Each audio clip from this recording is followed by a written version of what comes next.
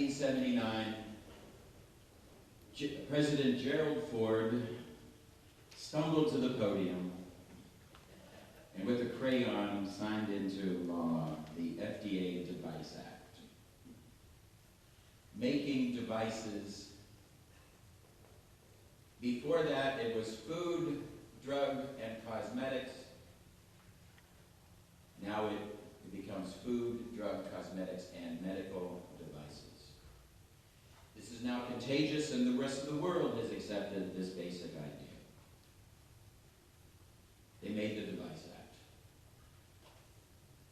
It says inside the original Device Act that in doing anything with law, there is ambiguity.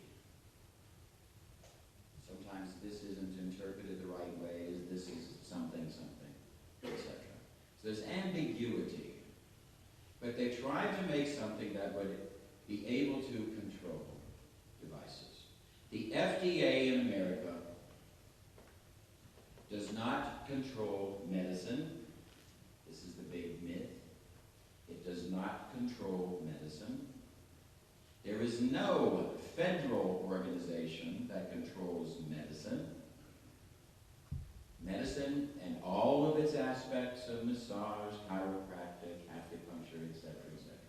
That is all controlled at the state level, not at the federal level. There is no federal law in Europe as well. That's all done by the separate countries. But the FDA does control the manufacturing and the claims made by the manufacturer. Manufacturing to make sure that it's quality and it is safe and effective. That's the essence of the law. Claims basically now extends to everything, everybody.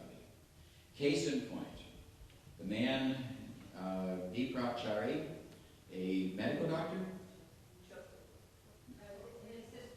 Okay, sister's medical doctor, yes, she's one of the doctors. And in their website, they published, the QXCI cured my mother. In their website, they published that. The FDA called our office. I got on the phone. They said, that's a claim. I said, well, we didn't make that claim. I never met her mother. It's supposed to be a joke.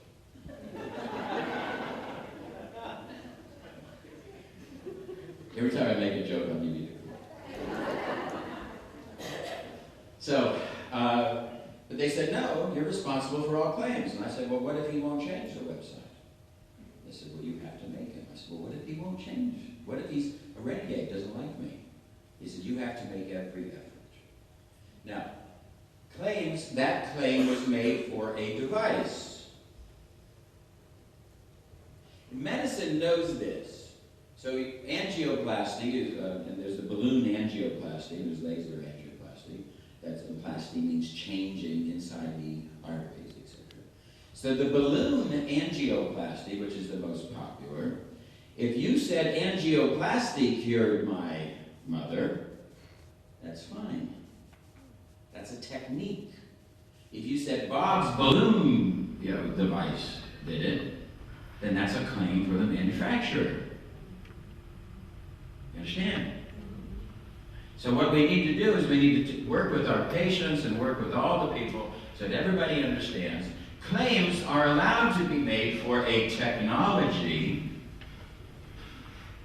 for a philosophy.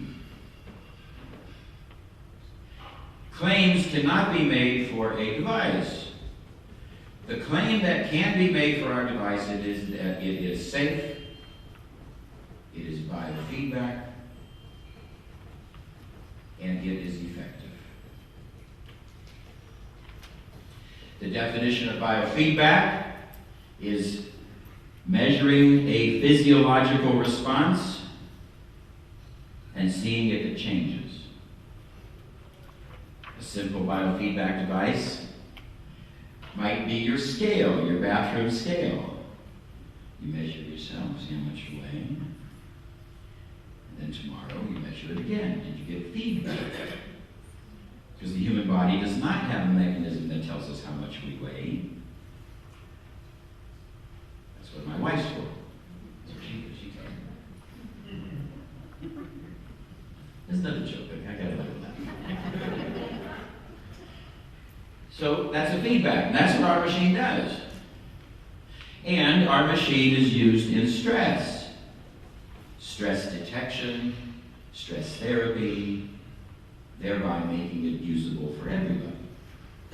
And those are the claims that are allowed to be made for the device. Now, in doing this, our device does a lot of extra things. When we send signals in, we send multiple signals into the body to see how the patient reacts. We send signals about magnesium, and about chromium, and all different types of things. We see how they react. We're allowed to do that. That was written in our original thing. What that means, if you're then, because you get the device, and then can you jump into diagnosis? This we can do. The machine can't diagnose.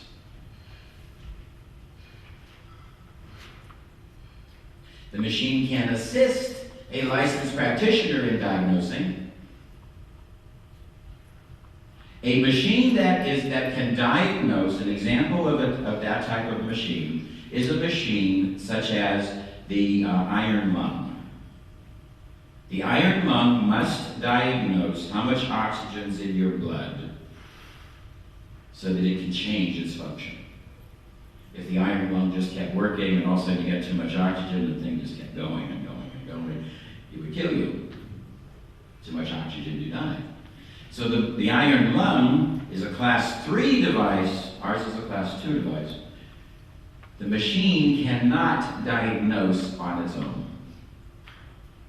Understand? But the machine can be used by a licensed diagnostician. So the machine can assist in the diagnosis. When we test out hepatitis, we can find, well, the biggest one that we did, the largest study, was AIDS. Here in this country, I was given permission to work with all of the Hungarian AIDS patients. Which I checked them all out, had them on the machine, multiple visits. They all had code names, numbers. They were given numbers. I was not allowed to know their names. And we tested all of the HIV positive and all of the AIDS patients in this country. When we worked through this, we worked out a profile that was 85% correct in finding out whether somebody had AIDS. And when in the challenge that we did, the medical doctors sent me 4 people in the study who they knew did not have AIDS to see if I would be able to tell. And I didn't know who those 4 people were. I picked out those 4 people. We did another study here with cataracts. We found out there was a very accurate ability to find out who had cataracts. And it was very interesting that our machine found that they sent me I think they sent me 4 people there again who did not have cataracts, and our machine said that 2 of them did. A new device was bought, a very powerful microscope, and here those 2 people really did have cataracts. The machine caught it, the doctors didn't. So our machine, and making our machine for stress detection, etc., we can diagnose stress from the machine, that's not a problem. But to diagnose other diseases, we can't. Okay? But the machine and a biofeedback therapist are allowed to diagnose stress. Claims made, so almost any type of claim, but claims made by the manufacturer and the salespeople are even the most controlled.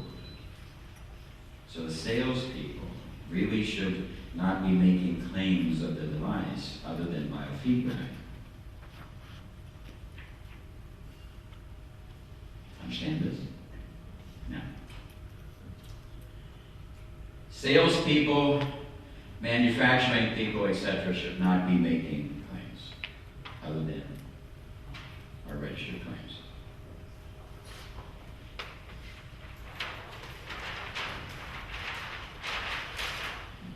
Education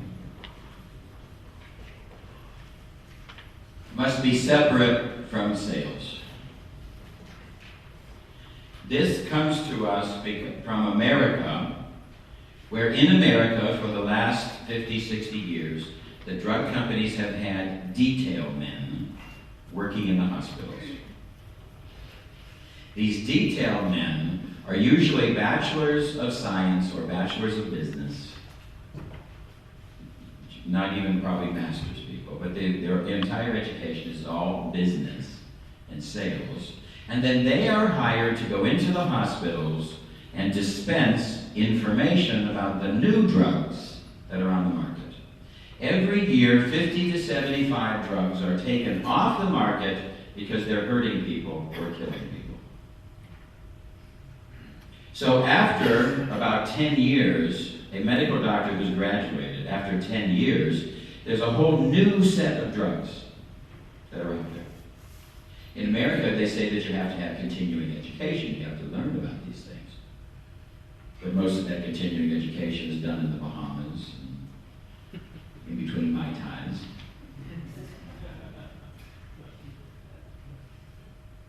In England, where they don't have the continuing education, this is one of the reasons why the doctors are so bad.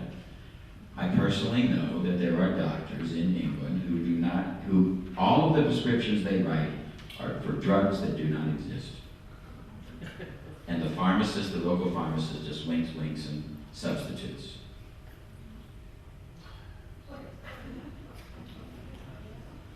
Because they don't have continuing education. Now, these detail men were working, and the horror story that came down was a detail man who sold a hip joint replacement. And it was a senator, I think the senator's name was Brown, I'm not positive. But there was a senator who was in the operating table to get a hip replaced, and they have on the video that when the doctor could not get the hip into the joint, the salesman got up and said, "Here, I'll show you how it goes." And he forced it in, and the man died. The people, the medical associations, etc., said, "Wait a minute. How much of the education is coming from salespeople?" And they said, "Uh-oh, there's a problem." Sales, because that would be a conflict of interest.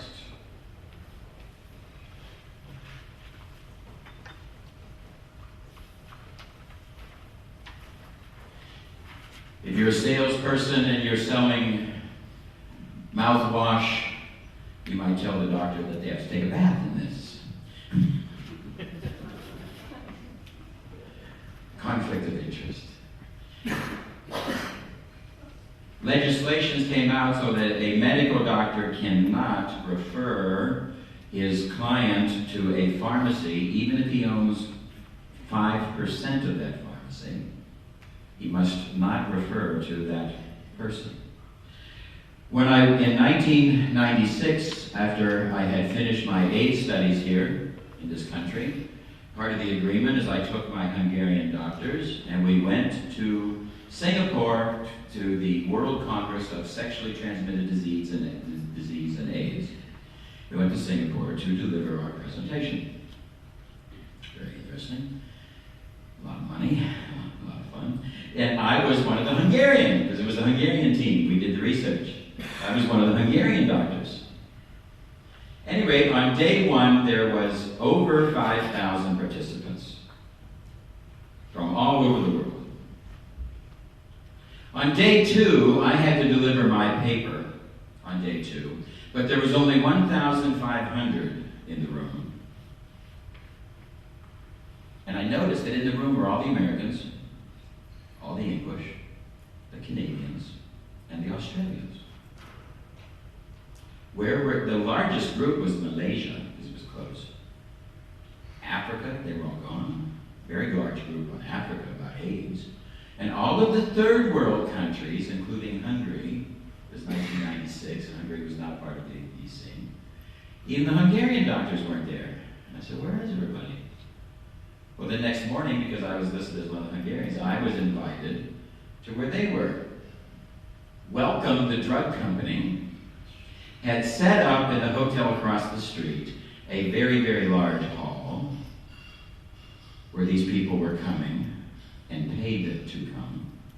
And they were teaching them neuro-linguistic programming techniques on how to sell antibiotics. They were teaching them how to sell antibiotics to anybody so you could get and make more money. The average Hungarian doctor at that time was making $300 a month. It was hard for me to convince them that another $300 a month from selling antibiotics wouldn't be helpful. That conflict of interest was existing in America, Canada, Australia. That's why they weren't invited to that thing. Now this conflict of interest is getting bigger and bigger and bigger and bigger. The salespeople are allowed to, people from this world, the educational world, can express their opinion. That's freedom of speech. To do it correctly in terms of America and Europe, they should have a contract with the salespeople saying that they are a provider of information.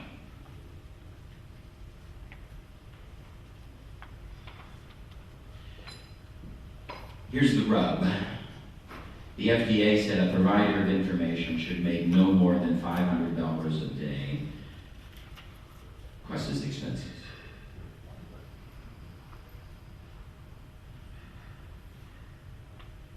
That makes it hard for salespeople to get good education people. That's what that contract, if the contract goes beyond that, that contract will be out of line. Now you people are the dispensers of the information. All you people are providers of information, right? Yes. You're the trainers, right? If you are training how to turn on and off the device, that is part of the sales, that is part of the manufacturing, how to turn off and on the device. In our office, I was in a chiropractic office working, and we bought an x-ray device. The man brought it in, and he showed us how to turn on and off the x-ray device so that we wouldn't kill people. That was very nice. We appreciated that. So we wouldn't cook fish, we'd be able to operate it effectively. And then after taking a film, the chiropractor said, "What does this mean? What does this mean? How do you interpret this?" And the man said, "You have to take a course in radiology." And he said, "Well, don't you have an opinion?" He said, "No, I'm not allowed to express my opinion because you might construe that." Because he was there just as sales, just to turn on and off the device. When we go from that point of how to turn on and off the device, we go beyond that, and we're talking about how to help people with cancer, how to help people with whatever, how to interpret this. That starts to become more of a medicine educational process. Okay? And there should be a provider of information type contract that if you are involved, so you have the freedom, so you know where that line is. I ended up doing this as my doctoral thesis for law, international law. And this was my thesis. It was 350 pages, and I had found that the FDA had violated 5 different American laws by not credentialing the acupuncture needle. One of them was ex post facto. You need to remember ex post facto because if the state that you live in does not license biofeedback technicians, and none of them do, if you are a licensed biofeedback technician, such as with Immune, you can get a license. Ex post facto will dictate that you will be grandfathered in. You get 2 years experience and do work. They passed a law that says that now you have to get a license to do biofeedback. They will have to give you one by dictum of law, English law, ex post facto. They'll make you come in and fill out forms, etc., but they won't be able to say no if you have a license. I became licensed in the state of Ohio as a psychologist because I was practicing psychology when they passed the law. Take the other one away so I don't get confused. Push it out. Okay, you understand? Now, so it came along in 1990, and I made my package. I sent it to the FDA, explaining the laws that were broke, etc., etc. And 5 days later, they sent an investigator to come investigate me. The man they sent was Dennis Hudson. Dennis Hudson was the hitman for alternative medicine. In his area, which was Idaho and Washington, he had personally confiscated 5 truckloads of devices and products not properly registered, where no other FDA agent in all of America, none of them were confiscating things. But Dennis Hudson was the guy. He is the guy who in Washington, Seattle, Washington, brought in a SWAT team with machine guns and bulletproof gear to go into Dr. Jeffrey Jeffrey White's office. They went into Dr. White's office because he had an illegal bottle of vitamin C. And he had a SWAT team with shotguns, tear gas.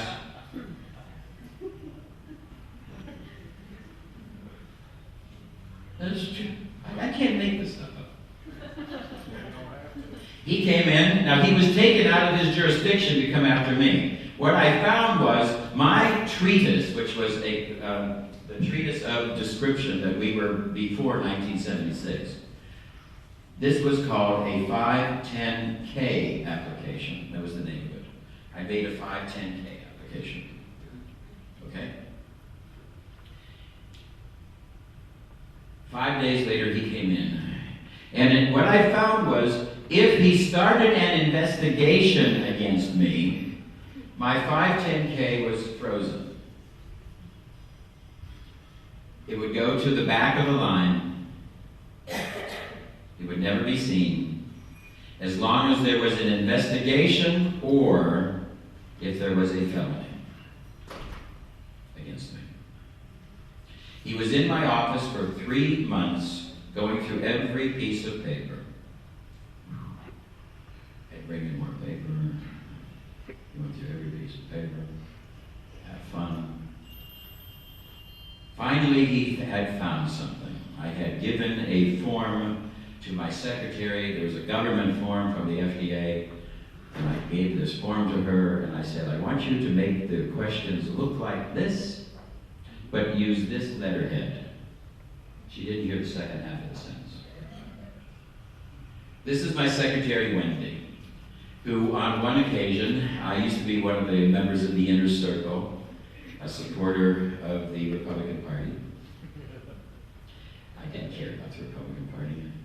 But when I would go to these meetings, the hardest working person in the room was me, working for alternative medicine, working for homeopathy. I had dinner with George Bush Sr. I had breakfast with Richard Nixon.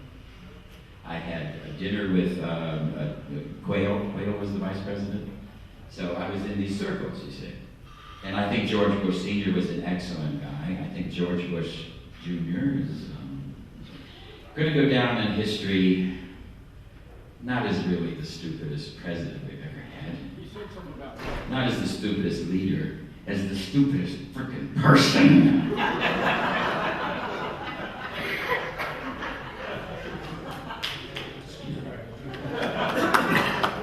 Just me. Anyways, I was frozen.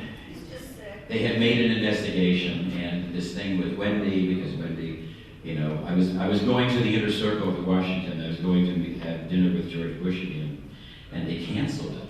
And she came to me and she says, "They canceled your dinner. You can't go." And I said, "Oh, okay. Why?" She said, "Well, there's the golf crisis." And she said, "Bill, what's wrong with the golf courses?" I said, "It's not the golf courses.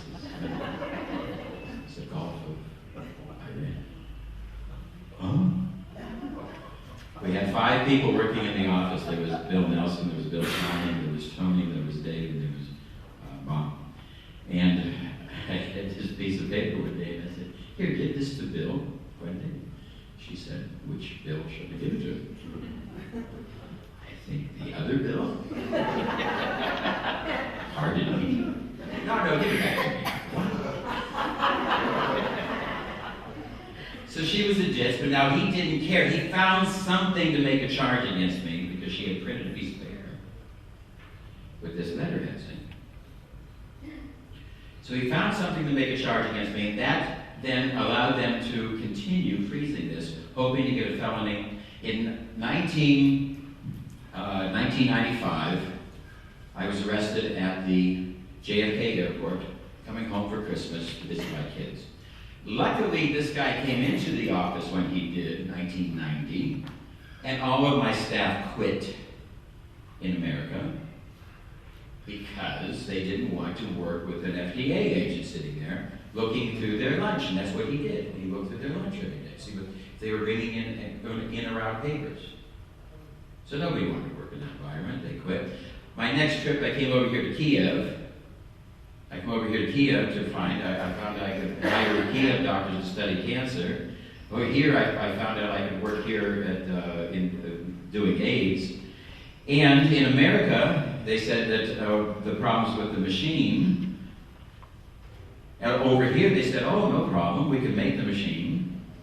So I started working here. Thank God for them. That's how God works in mysterious ways. 1996.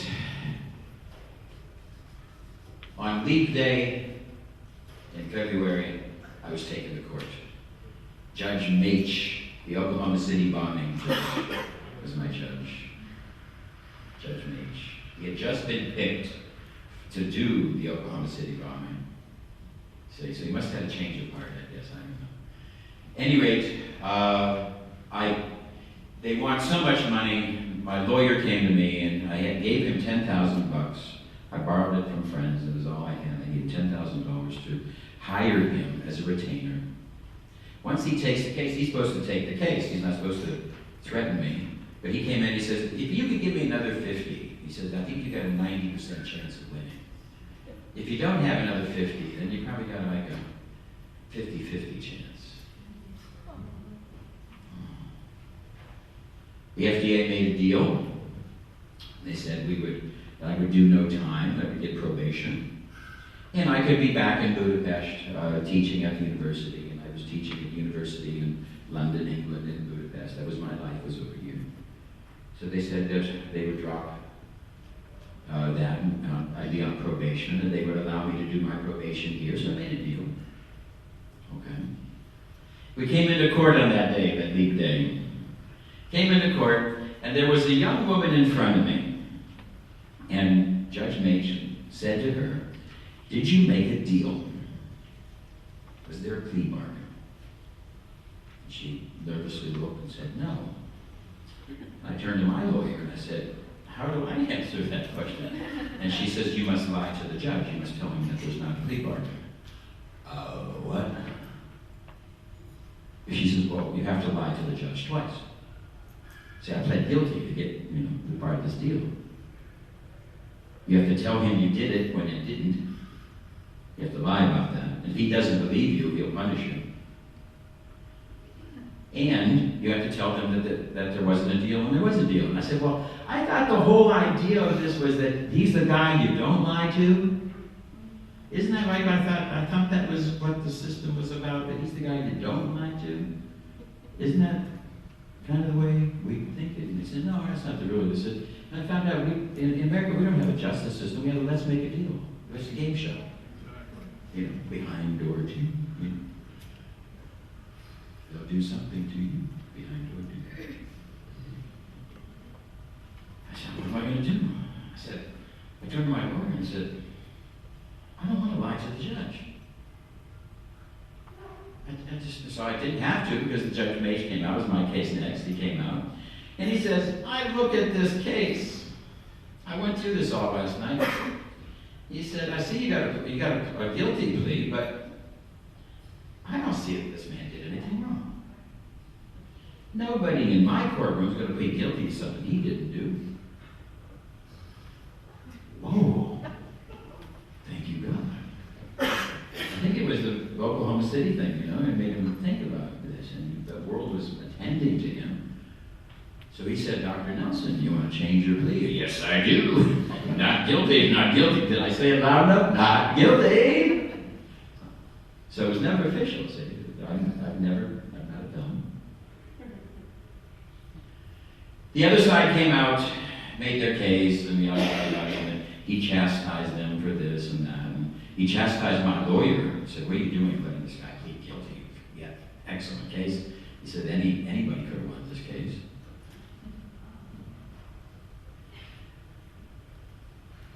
So I was let go. They had my passport. And I said, Your Honor, at the end, I said, I'd like my passport back.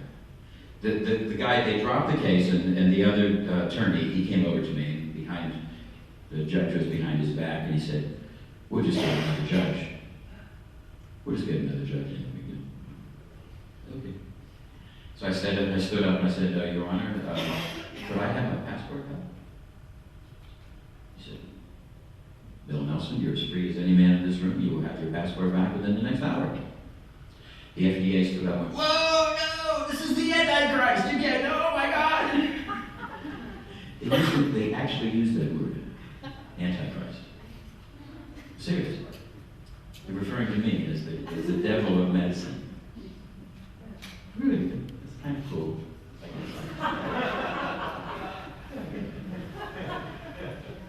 How many people in a court of law get called the Antichrist? So he said, Judge Mage pulled down the hammer and he said, Gentlemen, that was not a request. That was an order. If he does not have his passport back within the next hour, he said, Bailiff, what time is it? It's 4:10. If he does not have his passport by 5:10, all of the prosecuting counsel will be spending the long weekend in jail under contempt. I couldn't catch up with them. They ran so fast. I'm serious. They were good because it was a long way to get, and they came back, and the bailiff was standing next to me. He's saying, here it is, 15 minutes to spare. On that day, they dropped the charges. They dropped the investigation. It took them 6 months to get another judge, which they did. But at that point, they dropped the charges. My 510K went to the front of the line. I have friends in America, in the FDA, and they brought it to the front of the line. 2 weeks after Leap Day, 1996, the United States government, FDA, made acupuncture needles legal medical equipment.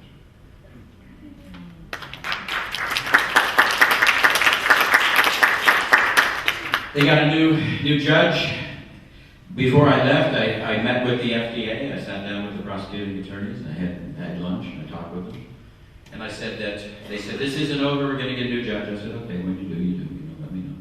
And they said, so I made a deal with them. They were nice, And the guy said, well, when you come back, we'll do the same type of thing this way. You have a bail arrangement. We'll put you out on bail. That's how I was before. In New York, I was out on bail in 24 hours. And it was about 3 or 4 years ago. The Noetic Society, Edgar Mitchell from the Noetic Society, had remembered me from the Apollo 13, and he'd heard about me in alternative medicine, and he had called me for me to lecture in the Noetic Society. Maybe it was 5 years, but so he wanted me to come, and I said, well, it's about time for me to go to America and face this. And I said, I'm not sure I should go, I wasn't sure.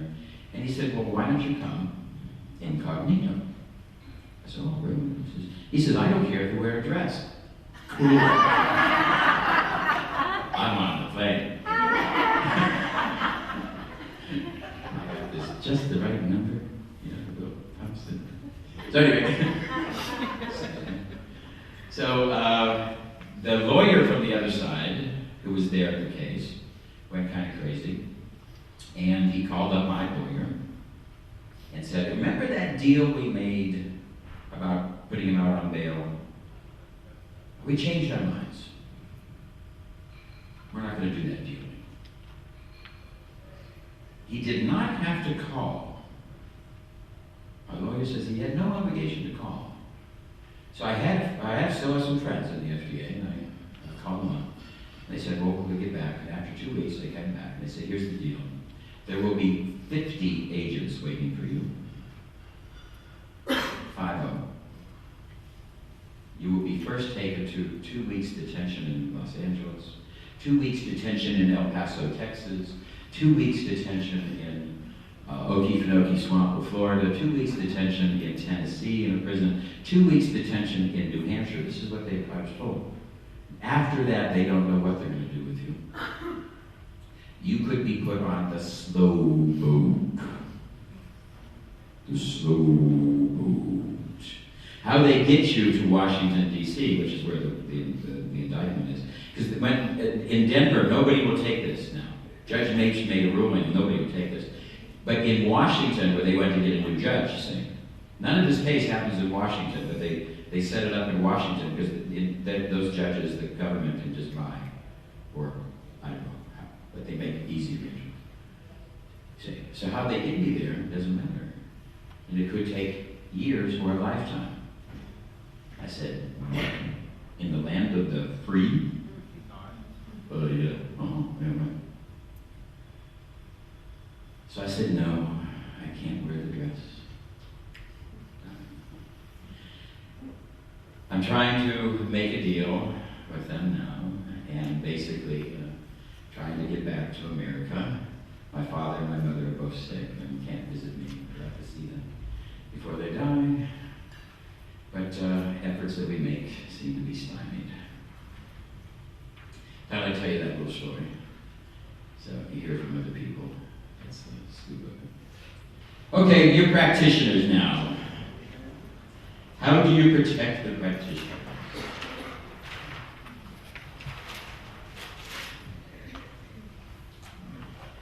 As we described, the control of devices is under the FDA, and control of device claims is under the FDA. But practitioners and the control of medicine is under the states. Each state is slightly different in what people can or can't do, etc., etc. However, none of the states regulate biofeedback.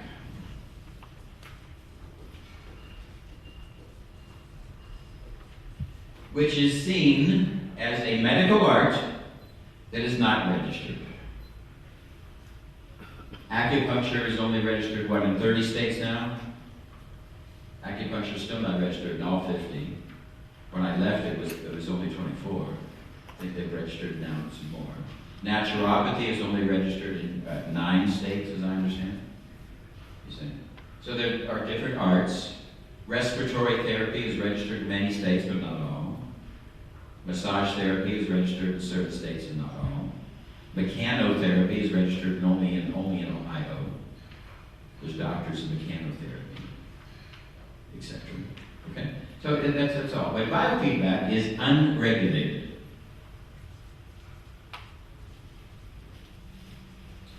As are many other arts. There are other arts. Aromatherapy, unregulated.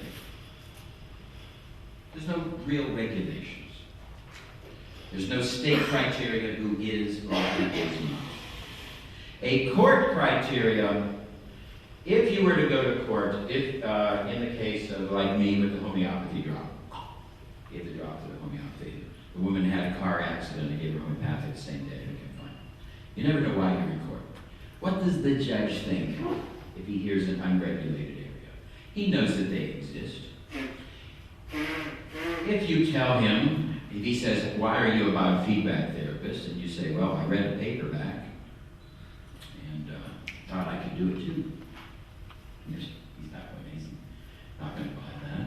What does he want? He wants to see what type of education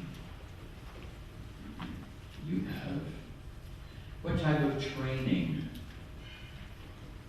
you have, what type of practical experience you have, and what type of networks do you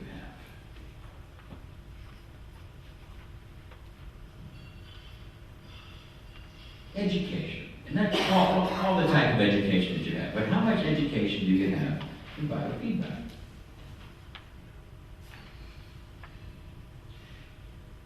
Education is one thing. Another one is license. You can get a license from the international. You can get an international license from the International Medical University. Nothing wrong with that. Don't claim it's a state license. You can get a driver's license. I got a driver's license in Puerto Rico. An international driver's license in the Caribbean. Went to America, rent a car, guy says you got a license, here it is. It's not an American thing, it's a Caribbean thing. You got a license? Yes. Okay, here's a rental car. Get stopped for a ticket, do you have a license? Here you go. You show them your Nigerian license. You have a license. License is better than having no license.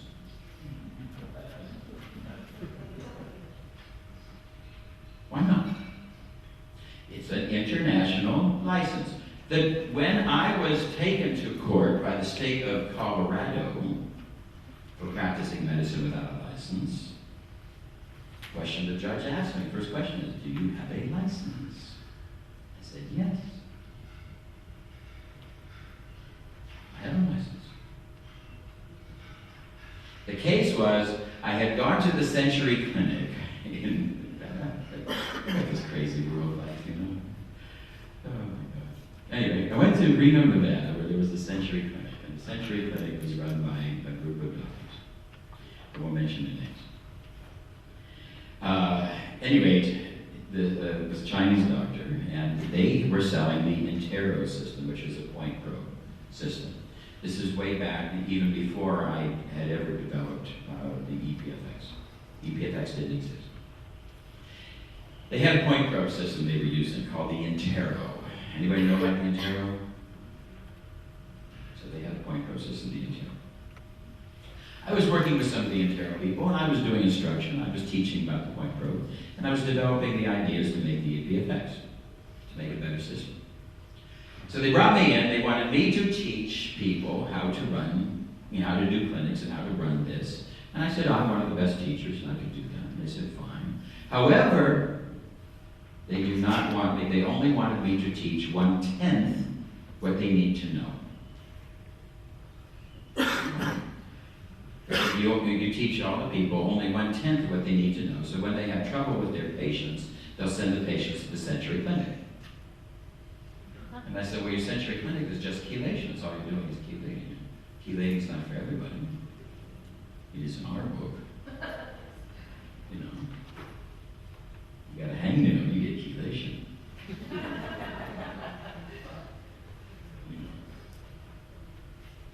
You have an argument with your wife, you get chelation. I said, no, I don't want to do that. Anyway, they sent a man to my clinic. They sent a man to my clinic. He had a tape recorder in the pocket of his suit coat. This is where I learned.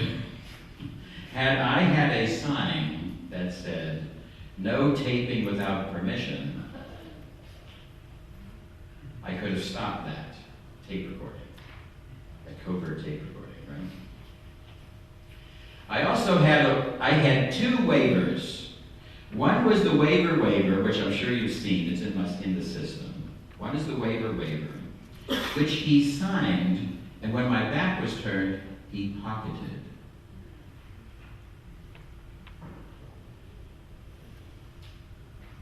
I didn't know. But on my other form, the intake form, where I asked him questions of his health care and what doctor, etc., I had another waiver at the bottom, which he then signed also. And that one was in a notepad that he couldn't take. Okay. So I learned the power of the waiver. Simple waiver that says, I'm not diagnosing or treating. And a very nice legal waiver, a legal form is in the machine. So what you want to do, you want to have a waiver. You want to have as much training as possible, and usually a judge would consider training beyond 2 years as excellent in an area such as this. He would consider a practical experience of 2 years as excellent. If you can do this, it's a lock on you being grandfathered in states. Not having 2 years, something about 2 years that they think is reasonable. This networks belonging to organizations, magazines, journals, belong to the Naked Biofeedback Therapist Weekly. Well, I think that's a monthly volume now, isn't it? So, waiver. Next one, a referral. To refer. Now, the guy's name who came to me was a Mr. Martin. Mr. Martin, did this thing, came to me. And I bought a car off of Martin, a guy, and it was 12 payments, $500 each. We had it was a car dealership, I bought a 280Z, and a used one was my favorite car. And he forgot about the last payment. He didn't ask me for it. I said, everything okay? So he gave me the pay slip. He didn't ask me for the last payment. If he'd asked it, I had to give it to him, But he didn't ask, so I thought it was okay. So I got called to court for Martin. I thought it was about the car. I came in blue jeans and a t-shirt with the $500, here we go, And here it was about practicing medicine without a license. I come walking in this complete jury. There's a jury. So we sit down, and I said, I don't need a lawyer. First thing, I said, I needed time to go back, get my items. They said, come back tomorrow. I came back the next day. So I went back, and I found the waiver in my office. Came back in. The judge asked me, do you have a license? I said, yes. And I said, I have a waiver. He said, oh no, you don't have a waiver. I know, how do you know? What is this? And then I said, I do have a waiver. The judge looked at it, and this is your signature. So the judge turned to the prosecuting attorney and said, he has a license, and he's got a waiver. So, okay, let's listen to the evidence. So he had his tape recorder. He set his tape recorder down, and he played the tape, and etc. And in the middle of a sentence, he gets up, he takes the tape, and he turns it over. And the second part of the sentence is on the other side. And I said, Your Honor, excuse me, but when he was in my office, he did reach into his coat pocket and put that tape over. And the judge went, is this an edited tape? Is this a copy? Yeah, you can't bring in a copy. He said, prosecuting attorney, come on. Made all kinds of funny faces. He said, the man's got a waiver, the man's got a license, you got an edited tape, get this case over. The referral, what I mean is, by working in the system of medicine, asking what medical doctors do your patients have. I go to see Joe Barnes, he's the best doctor, okay, fine. Write a simple letter to Joe, or give it to the patient, say, would you give this to the doctor? And if they don't do it, that's their problem. You say, let them buy the stamp. But have a simple letter saying, I'm going to treat your patient, I do biofeedback, I'm going to do nutritional counseling, I can help you and you can help me. Is there any contraindications? Does he have epilepsy? You know, whatever. You know, is there anything you want to tell me as a biofeedback therapist? Or maybe you want me to help in certain aspects. You see? That's a simple referral. You could give the letter to the patient, say, give this. Now, if the patient does not have a doctor, you should have a medical friend that you could refer him to. That medical friend might be in Switzerland, Hungary, we meet. I'm a licensed medical doctor. So you could refer them to me. If they don't go, they don't go. You know. But by you making an effort to network into the medical system, by you doing this, you're going to protect yourself. The best protection is that waiver. Next thing is get yourself, document all your education, all your little bits of this, all your practical patients, etc. data. Understand you have to protect these under HIPAA. These all have to be very protected, so you don't just, make sure that they're protected, these patient data. There's new laws about this. Okay? You do this, and you'll be protected. Nobody wants that case against you. The man came to see me in, I had a practice in, what was the name of the town? It's in Ohio. Ravenwood. It was in Ravenwood, Ohio, a tiny little town. And I was doing patients with things. In comes the inspector from the state of Ohio Medical Board, wanting to check if I was practicing medicine without a license. He came in, I sat down with him, went over all this stuff, and basically we went to lunch to talk. And he says, I'm not supposed to, he really liked me, he was a very nice guy. And he says, according to the rules, on this form I have the signature of the person who made the charge against you. And according to the rules, I'm not supposed to tell you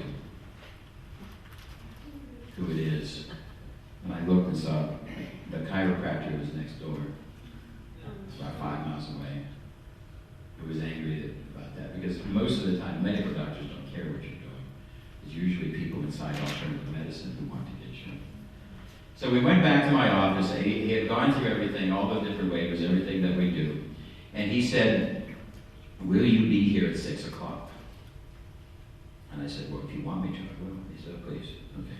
He came back, he brought his 2 daughters for therapy. His 2 daughters had medical problems, and he brought them in for therapy. And all charges were dropped. The investigation showed that I was not practicing medicine without a license. I was doing biofeedback. And I said to him, I said, well, your children have this neurological disease, which I was able to cure, by the way. And he said, you're not diagnosing it, it's already been diagnosed. And you're about to do your work, your treatment. Because, you treat people and they have stress. So, that's okay. You signed the waiver, guy. Which he did. That was it. So, I'm just been through the mill with all these things. I helped lots of people. There was a practitioner in Cleveland, Ohio, very good friend of mine. I won't mention names, but she's a very, very good friend of mine. And she is not a medical doctor, she's a naturopath. But she wants to pretend that she's a medical doctor. And she got in trouble with the state of Ohio, practicing medicine without a license. Because she will not use the waiver. She tells her people that she is a medical doctor. I called her up and I said, listen, you can't do that. And we're good friends. I used to work at her clinic. We saw members of the Cleveland Browns together. So we're good friends. And I said, honey, you can't do this. She says, but I am better than the medical doctors. And I said, I totally agree. And I would send everybody I know to you before I send them to any of these medical doctors. I totally agree. But you don't have the state of Ohio's permission. She said, well, I'm going to go to Kentucky. She'll cross over from Cincinnati. And she says, I'll go into the first town and I'll set up my clinic there. And I said, state of Ohio won't be able to get you. You're right. But after you do that twice and you cross the line, then it becomes a federal case. So you only can do that twice. You can't do that anymore. But it's going to take 2 or 3 years to find you. You know, good luck. But I said, a better recommendation, why don't you just become a biofeedback person? Use the waiver and say what you want to do, you know? And we'll get you a doctorate in biofeedback. You know, you get a doctorate in biofeedback, doctorate in wellness. You know, we'll get you that, you can be a doctor, you know. We'll do that for you. Just play the game a little bit. She said, no, I don't want the waiver. I don't want my patients thinking, okay, then. So, if you're in Kensington, Kentucky, and you need a doctor, let me know.